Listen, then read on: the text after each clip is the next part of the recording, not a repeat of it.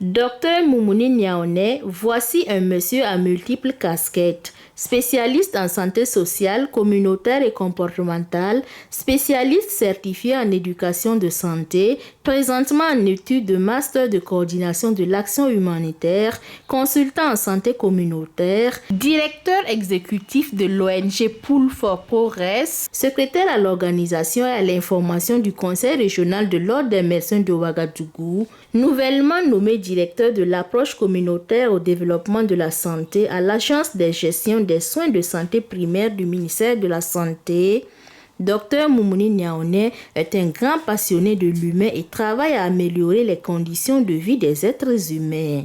Docteur d'État en médecine en 2014, même s'il avait déjà commencé à travailler depuis 2012 dans le domaine communautaire, il enchaîne avec la spécialisation aux États-Unis et devient en 2018 médecin spécialiste en santé sociale, communautaire et comportementale. Et présentement, il est dans le processus de doctorat. Chevalier de l'Ordre de mérite Agrave Santé et Action sociale, il s'investit beaucoup dans l'éducation et dans le développement endogène pour le bien-être des populations. En 2020, il obtient le Rodman Rockefeller Fellowship qui finance 4 personnes dans le monde entier. Mentor de beaucoup de jeunes, il a lui aussi des mentors qu'il apprécie énormément et avec qui il travaille pour intégrer l'équipe d'enseignement afin de pouvoir apporter l'expérience qu'il a acquise. Amoureux du football, des jeux d'échecs et de la lecture, Dr Moumouni Niaoné aime bien sa spécialité, la santé sociale, communautaire et comportementale, et voit comment son apport est grand dans la société. Cette semaine, nous l'avons rencontré pour parler de la santé sociale, communautaire et comportementale dans la rubrique Chez nos médecins.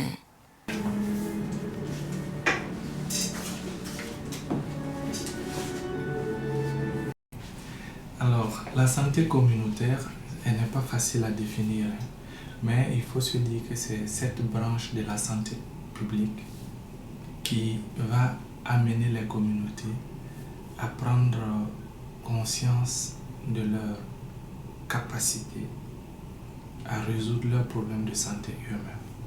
C'est cette spécialité-là qui va aider les communautés à identifier leurs problèmes, à les prioriser et à les accompagner à les résoudre. Et donc ces solutions, vous verrez qu'elles seront contextuellement, économiquement et socialement adaptées à la communauté, au contexte ambiant.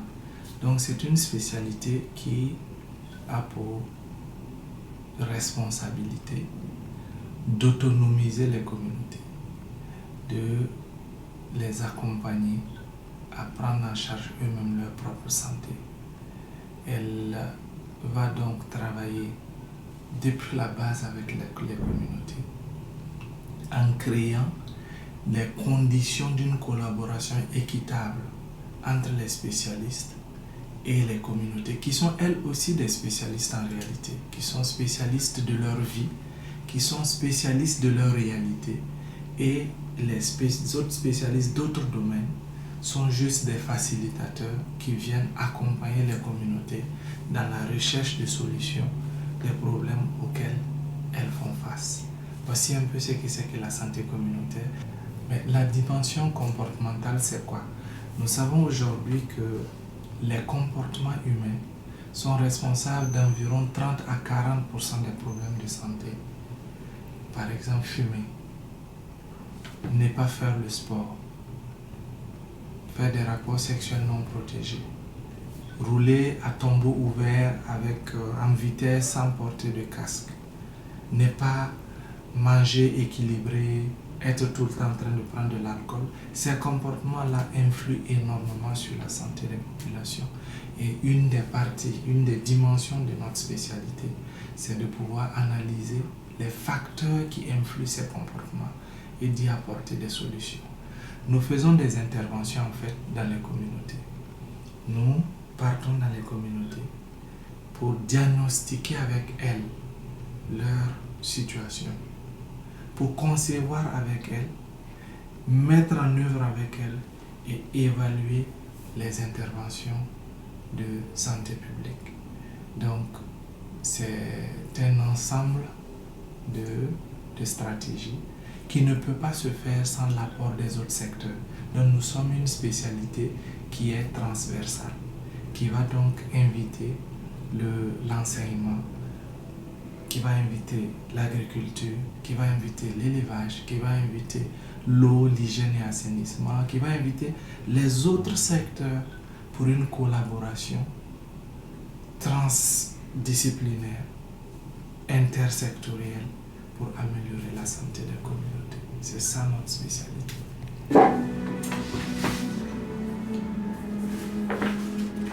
Notre importance se laisse voir à travers justement la définition de notre spécialité. Et vous voyez, quand nous disons par exemple que la nature et la qualité des relations des membres d'une communauté fait partie des facteurs les plus importants de leur propre santé, ça veut dire déjà que nous pensons à la cohésion sociale. Nous pensons à ce qu'on appelle le capital social, qui est l'ensemble justement des ressources disponibles, qu'elles soient humaines ou naturelles, d'accord? Le leadership existant dans la communauté, les ressources, comment elles sont distribuées. Et notre spécialité nous permet de savoir comment mobiliser et engager les communautés pour leur propre santé. Et c'est extraordinaire ce qu'on peut faire si on fait confiance aux communautés, si on prend conscience que les communautés sont elles-mêmes maîtres de leur propre destin, si on prend conscience que si on crée une relation d'égal à égal avec les communautés, on peut leur on peut faire avec elles des choses extraordinaires. Donc notre importance est là. C'est d'amener les communautés à prendre conscience de leurs forces, c'est d'amener les communautés à s'unir, à se mobiliser pour apporter les solutions à leurs problèmes. Quelles que soient les études que je ferai, je ne suis pas spécialiste d'un village, des réalités d'un village mieux que les gens de ce village.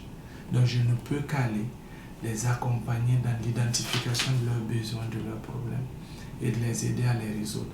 S'il arrive qu'il y a un manque de ressources, soit de savoir-faire, soit de ressources humaines, soit de ressources financières ou matérielles, il peut être intéressant dans notre travail de trouver des acteurs, d'accord, les parties prenantes, les autres parties prenantes qui peuvent s'intéresser à la communauté dans laquelle nous travaillons pour qu'elles apportent ce qu'il faut pour résoudre leurs problèmes, pour qu'elles soient en meilleure santé.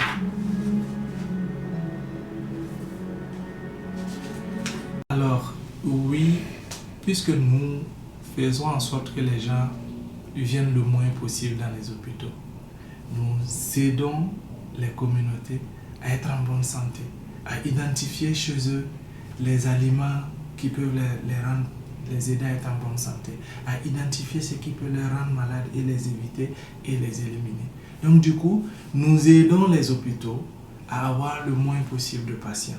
Ce n'est pas quelque chose qui est simple, ce n'est pas quelque chose qui se fait en 2-3 jours parce que le changement de comportement prend du temps.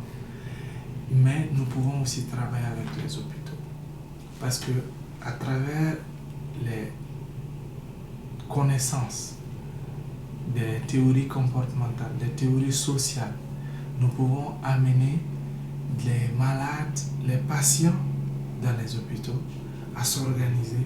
Nous pouvons aider les praticiens à organiser leurs malades dans leur communauté pour créer une sorte de solidarité.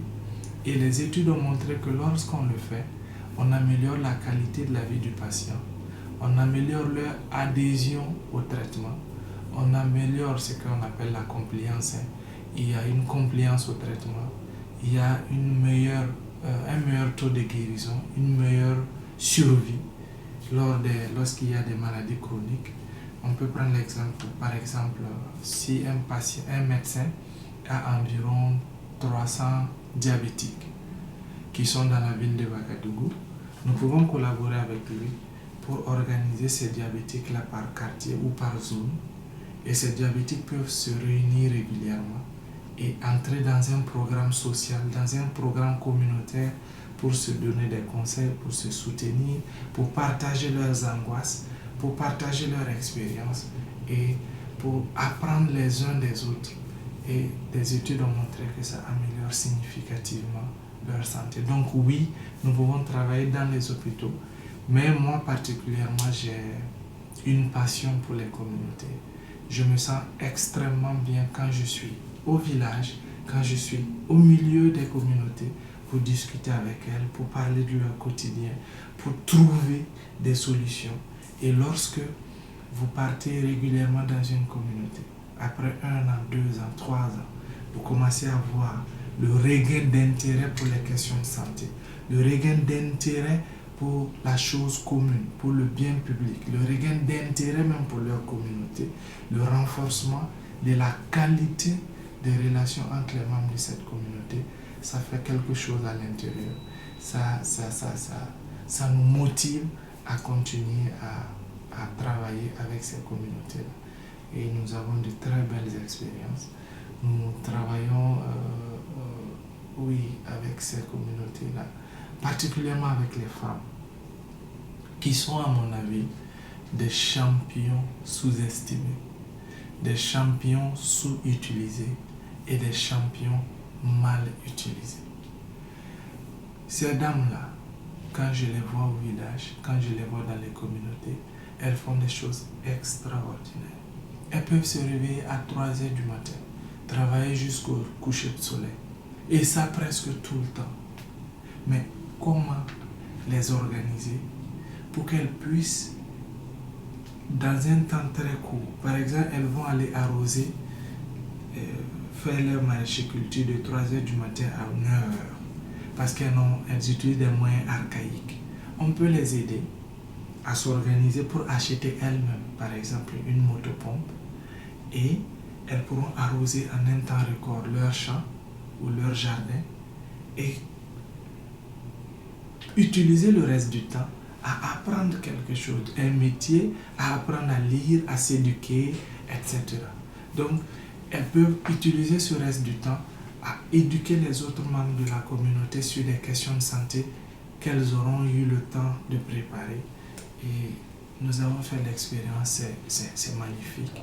Et les zones dans lesquelles nous travaillons, nous avons eu à expérimenter des initiatives de mutuelles de santé. Et nous avons vu que les zones dans lesquelles nous travaillons, les gens adhèrent mieux, les gens adhèrent plus. Et ça veut dire que oui, nous avons un potentiel incroyable à amener notre pays, à amener nos communautés vers la couverture sanitaire universelle, vers l'assurance maladie universelle. Donc c'est possible. On peut avoir un meilleur accès à la santé, on peut avoir une réduction significative des dépenses de santé venant directement des poches des communautés si effectivement nous utilisons l'approche communautaire. C'est possible et nous espérons effectivement contribuer à le faire dans notre pays.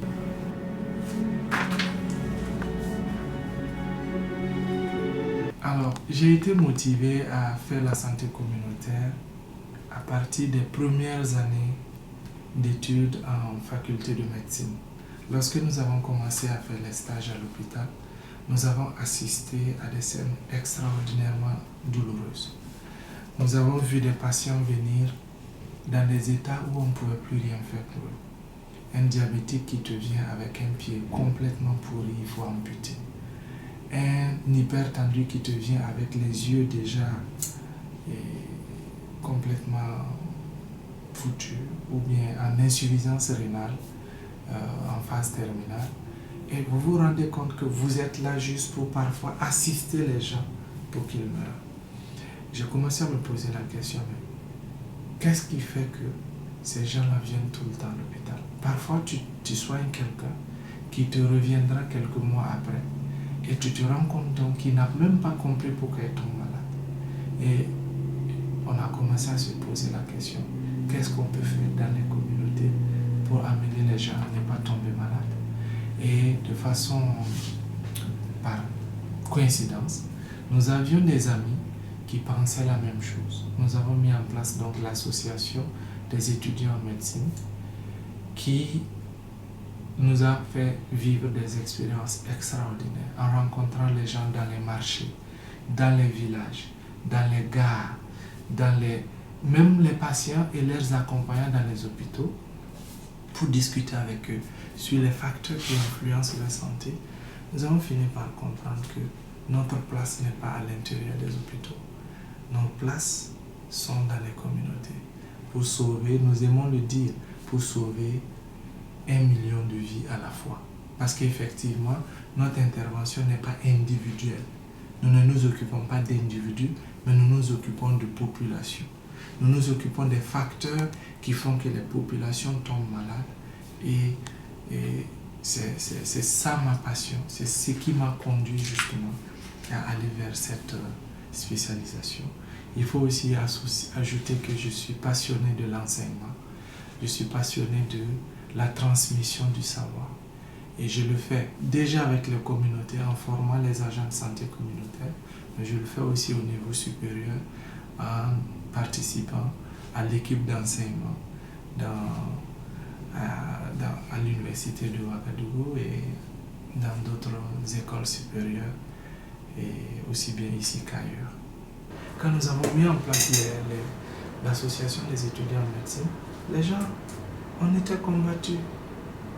On disait déjà que l'étudiant en médecine, et d'ailleurs ça c'est un slogan que j'ai dit et qui marche toujours, être étudiant en médecine ce n'est pas un titre, c'est un engagement social. Voici déjà d'où vient la passion. La passion pour la santé communautaire a commencé en faculté de médecine déjà. Comme je le disais, le contact avec les malades, quand nous avons compris que beaucoup de problèmes venaient des communautés, avec l'association des étudiants en médecine, on croyait déjà que l'étudiant en médecine n'est pas n'importe qui. Et l'association des étudiants en médecine a pour slogan « Être étudiant en médecine, ce n'est pas un titre, mais aussi un engagement social ». Et donc déjà, en tant qu'étudiants, nous le savions, nous étions conscients de ça. Et nous, donc, nous nous sommes lancés, nous continuons à le faire.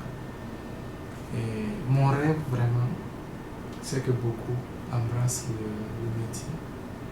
Mon rêve est que l'ancienne génération nous ouvre ses bras, accepte nos folies, accepte notre fougue.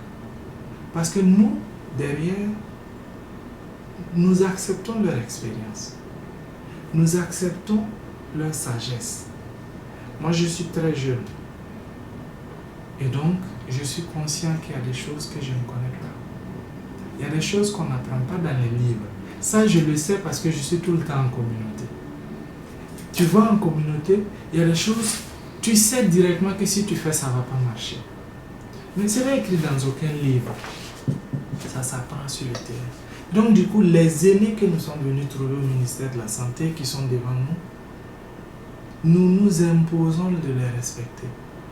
Parce que nous savons qu'ils ont des sagesses que nous n'avons pas. Nous savons qu'ils ont des choses qu'ils ont apprises avec le temps, dans la durée, qu'ils ont consolidées. Et ces expériences sont indispensables à la mission que nous allouons, à la mission qu'on nous confie, à la mission que nous voulons remplir.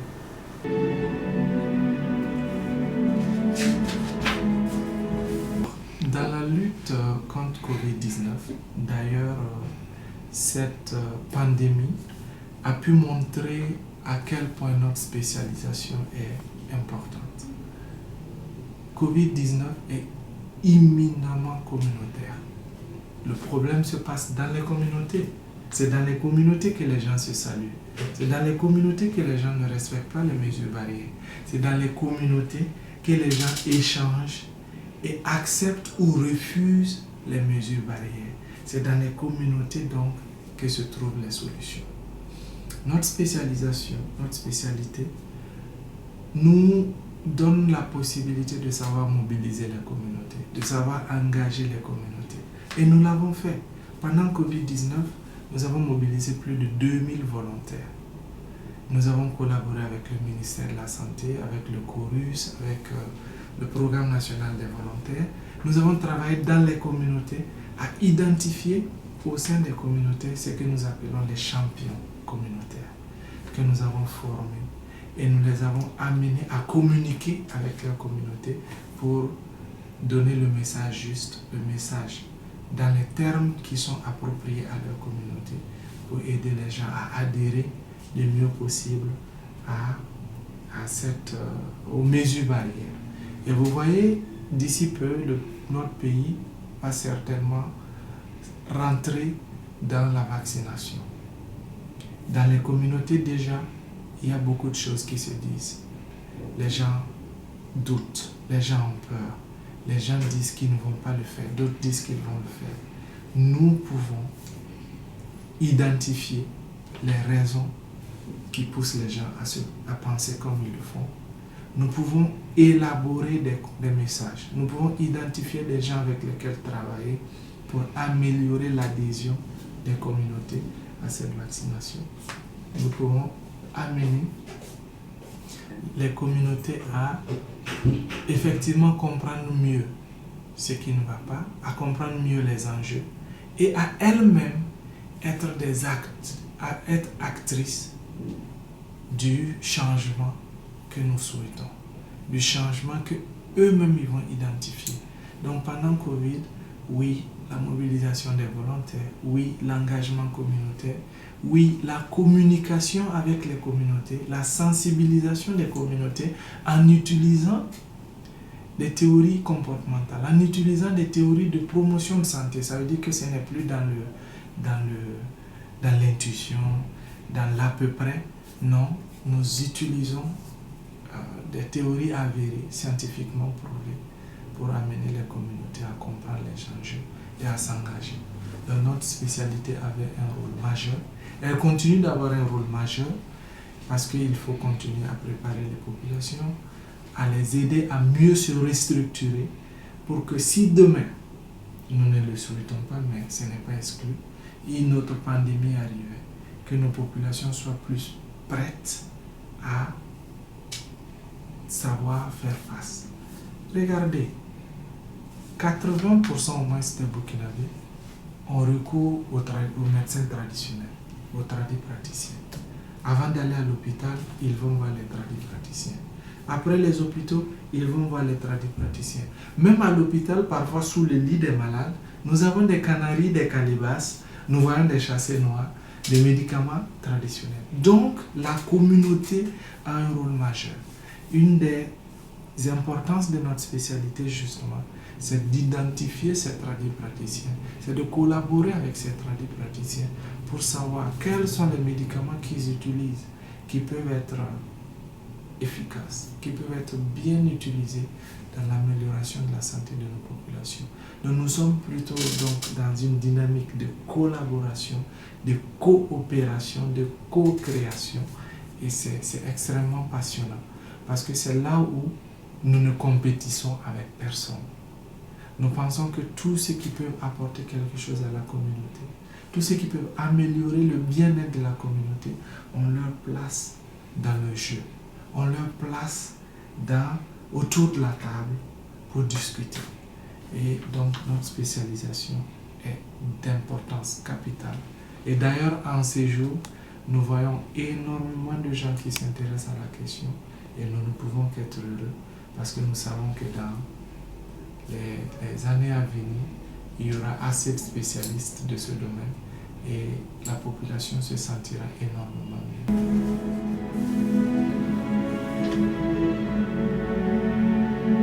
Eh bien oui, il y a des contraintes majeures.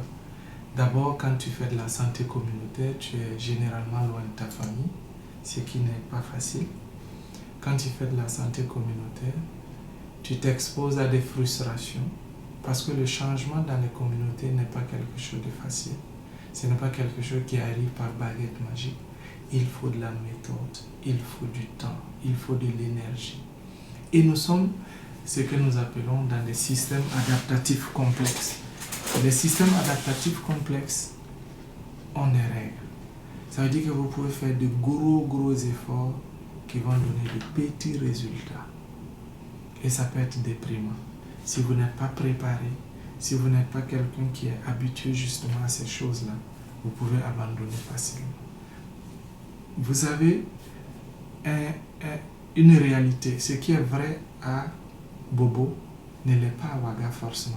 Ce qui est vrai à Boussouma dans ma commune ne l'est pas forcément à Falanguntu ou à Machakwali ou bien à, voilà, à Djibari. Donc, vous êtes tout le temps dans la découverte. Vous êtes tout le temps dans l'innovation, dans la créativité, dans l'adaptation.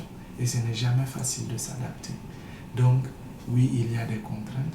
Et aussi, il faut se dire que on a besoin de fonds.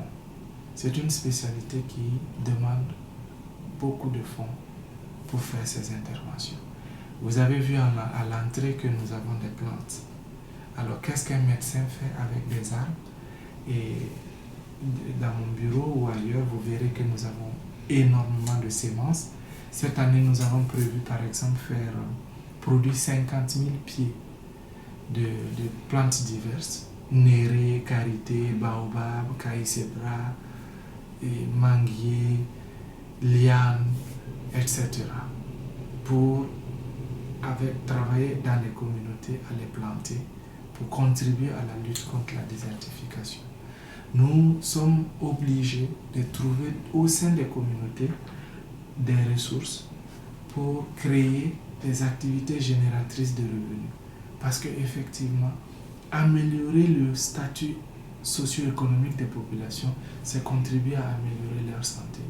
Et donc, nous avons besoin de fonds pour pouvoir faire ce genre d'initiatives. Ce n'est jamais évident. Donc, ça fait partie des contraintes. Le contrainte temps, le contrainte financier, le contrainte privée, vie privée, vous savez, comme je l'ai dit, si vous êtes tout le temps dans les communautés, si vous êtes tout le temps en voyage, ça veut dire que votre vie de famille peut en prendre un coup. Mais nous essayons d'équilibrer, nous essayons de passer des temps de qualité avec nos familles pour effectivement être nous-mêmes des gens équilibrés. Parce que c'est au sein de nos familles que nous trouvons les ressources, que nous trouvons les soutiens nécessaires pour faire face aux difficultés de terrain. Et une autre dimension non négligeable, c'est le fait que parfois nous sommes incompris. C'est le fait que, comme c'est une spécialité assez nouvelle dans notre contexte, parfois nous ne sommes pas du tout compris et ça peut créer des frictions, ça peut créer des mésententes, des incompréhensions, et c'est des contraintes dont nous sommes conscients et nous travaillons énormément à communiquer autour de ça pour que les gens comprennent d'où l'on vient, où l'on veut aller, et que les gens comprennent qu'on doit obligatoirement aller ensemble. Il n'y a aucun intérêt à compétir, il n'y a aucun intérêt à se combattre, parce que pour améliorer la santé de la communauté, nous avons besoin de tout le monde. Et la santé communautaire dit santé pour tous, par tous, partout, avec tous. Et donc c'est obligatoire que nous collaborions. Et je pense que effectivement, si les gens s'intéressent de mieux en mieux à nos questions, si les gens s'intéressent de mieux en mieux à notre spécialisation, nous pourrons travailler main dans la main à la construction d'une nation en meilleure santé.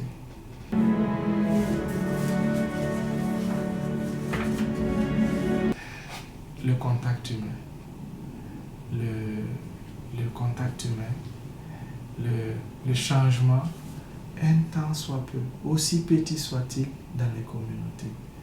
Le sourire sur le visage d'une femme, d'une communauté qui te dit, avant, il y avait des conflits latents, mais aujourd'hui nous nous asseyons ensemble, nous essayons d'en parler et de trouver des solutions.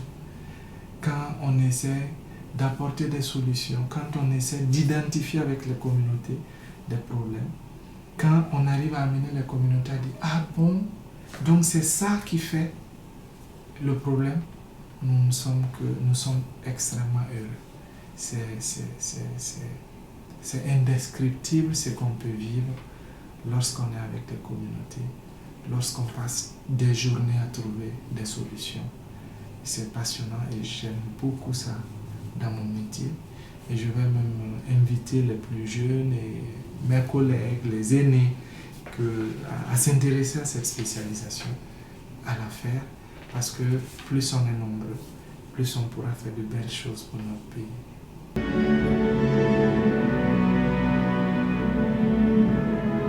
Mon message est le suivant.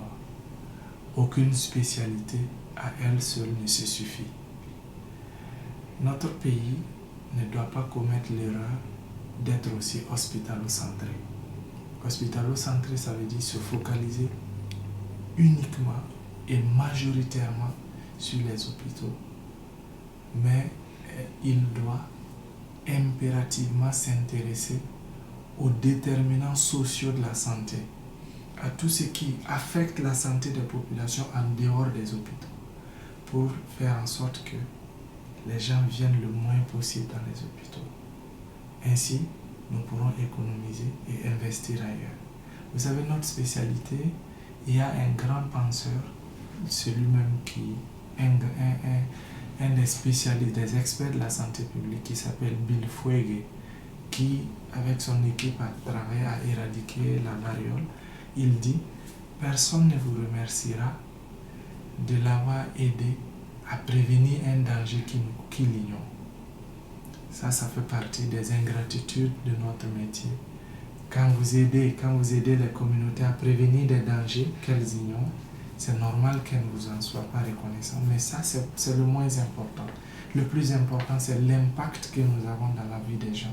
C'est le sentiment d'être utile. Et je voudrais donc inviter tous les agents de santé à travailler main dans la main, à collaborer avec les communautés, à ne pas les sous-estimer. Elles ont des sagesses extraordinaires qui peuvent être mises à contribution. Elles ont des ressources extraordinaires qui peuvent être mises à contribution dans l'amélioration de leur propre santé. Et nous devons donc avec humilité accepter de travailler avec elles, accepter d'apprendre d'elles, parce que nous avons beaucoup à apprendre de ces communautés. Et c'est à travers justement ça que nous pourrons faire de beaux travail, que nous pourrons laisser un héritage de bonne santé, de meilleure santé pour notre population. Merci.